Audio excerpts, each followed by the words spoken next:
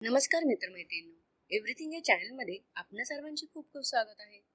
मित्रमैत्रिणींनो, आज आपण कपाळावर टिळा का लावतात, याचे काय धार्मिक महत्त्व आहे याबद्दल माहिती पाहणार आहोत.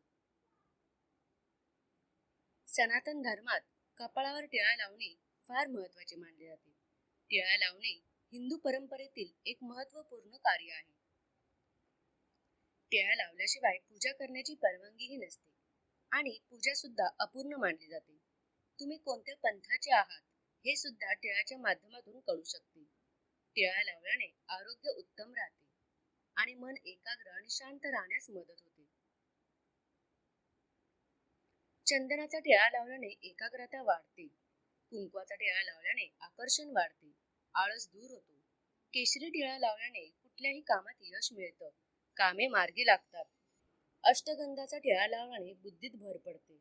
योगी संत महात्म्यांच्या कपाळावर टिळे आपण नेहमीच पाहिले आहेत, पण तुम्हाला माहित आहे का, कपाळावर टिळे का लावले जातात आणि त्याचे धार्मिक महत्त्व काय आहे? कपाळावर टिळा लावण्याचे धार्मिक महत्त्व तर आहेच, पण वैज्ञानिक दृष्टिकोनातून त्याला विशेष महत्त्व आहे. धार्मिक मान्यतानुसार कपाळावर टिळा लावल्याने जीवनात सकारात्मकता येते आणि कुंडलीत उपस्थित अग्निमय ग्रह शांत होतो. शास्त्रात सांगितले आहे की चंदनाचा टिळा लावल्याने घरात कधीही अन्न आणि धनाची कमतरता भासत नाही आणि सौभाग्यही वाढते. शास्त्रानुसार कपाळावर टिळा लावल्याने जीवनातील सकारात्मक ऊर्जा दूर होते आणि कीर्ती वाढते आणि पापाचा नाश होतो. टिळक लावल्याने मनात चांगले विचार येतात आणि काम करण्याची क्षमता वाढते असेही म्हणतात.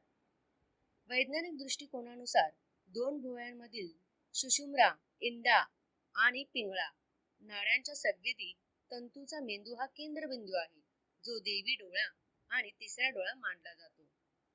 अशा स्थितीत या ठिकाणी टिळा लावल्याने आज्ञाचक्र जागृत होऊन व्यक्तीची शक्ती ऊर्ध्वगामी होते, त्यामुळे त्यांचा जोम आणि तेज वाढतो.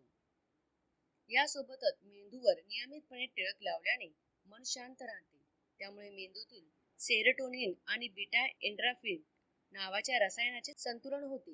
यासोबतच बुद्धिमत्ताही वाढते. दोन्ही भुवयांच्या मध्यभागी आज्ञाचक्र असते. या चक्राला शरीरातील मुख्य ऊर्जा केंद्रांपैकी एक मानले जाते. जेव्हा या बिंदूवर बोटाने टिळा लावला जातो, तेव्हा त्या जागेचा दाब पडल्यामुळे मेंदूमध्ये रक्ताभिसरण सुधारते आणि मन शांत राहते. कपाळावर चंदन, हळद आणि भस्माचा टिळा लावल्याने मज्जासंस्थेला आराम मिळतो. विशेषतः चंदनाचा टिळा लावल्याने शरीराचे तापमान नियंत्रित राहते, ताणतणाव दूर होतो आणि एकाग्रता वाढण्यास मदत होते. टिळा लावणे हे भक्ती, श्रद्धा आणि नम्रतेचे प्रतीक मानले जाते. धार्मिक मान्यतेनुसार कपाळावर टिळक लावल्याने ईश्वराची कृपा प्राप्त होते, पाप नष्ट होतात आणि नकारात्मक ऊर्जा दूर होऊन सकारात्मक वाढीस लागते. कपाळावर टिळा लावल्याने व्यक्तीच्या चेहऱ्यावर एक वेगळे तेज येते, त्यामुळे आत्मविश्वास वाढतो आणि इतरांवर चांगला प्रभाव पडतो. भस्माचा टिळा वैराग्य आणि ज्ञानाची दिशा. भस्म म्हणजे राग. शिवभक्त हे भस्म लावतात, जे संसारिक गोष्टीपासून दूर राहून अध्यात्माकडे वाटचाल करण्याचं प्रतीक आहे. हळदीचा टिळा आरोग्य आणि समृद्धीचं चिन्ह. हळदीमध्ये औषधी गुणधर्म असतात. हळदीचा टिळा लावल्याने शुद्धता, चांगले आरोग्य आणि सौख्य याची भावना प्रतीत होते.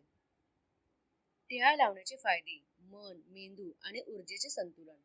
टिळा लावण्याने मेंदू शांत राहतो, राग आटोक्यात राहतो आणि लक्ष केंद्रित होण्यास मदत होते, त्यामुळे मनात शांती आणि सकारात्मक ऊर्जा टिकते. चंदनाचा टिळा थंडावा देणारा स्पर्श. चंदन लावल्याने कपाळ थंड राहते आणि मन शांत होतं, त्यामुळे मानसिक तणाव कमी होतो आणि ताजेतवानेचा अनुभव येतो. टिळा ही धार्मिक संस्कृतीमध्ये अशी खूण आहे जी सामान्य कपाळावर लावली जाते, जिथे शरीरातील सर्वात महत्त्वाचे असलेले आज्ञाचक्र असते. टिळा कधीकधी शरीराच्या इतर भागावर जसे की मान, हात, छाती आणि हातावर देखील लावला जातो. सहसा आज्ञाचक्रावर आध्यात्मिक तिसरा डोळा. टिळा लावल्याने व्यक्तीची अंतर्ज्ञानाची शक्ती जागृत होते आणि आध्यात्मिक साधनेदरम्यान एकाग्रता वाढते असे मानले जाते. टिळा हा ईश्वराप्रती भक्ती आणि शरणागतीचे प्रतीक म्हणून ओळखले जाते. तर मित्रमैत्रिणींनो, अशा प्रकारे वेगवेगळ्या प्रकारचे टिळा लावला जातो. तर मैत्रिणींनो, प्रत्येक टिळा हा कपाळावर लावण्याचे हे महत्त्व आहे.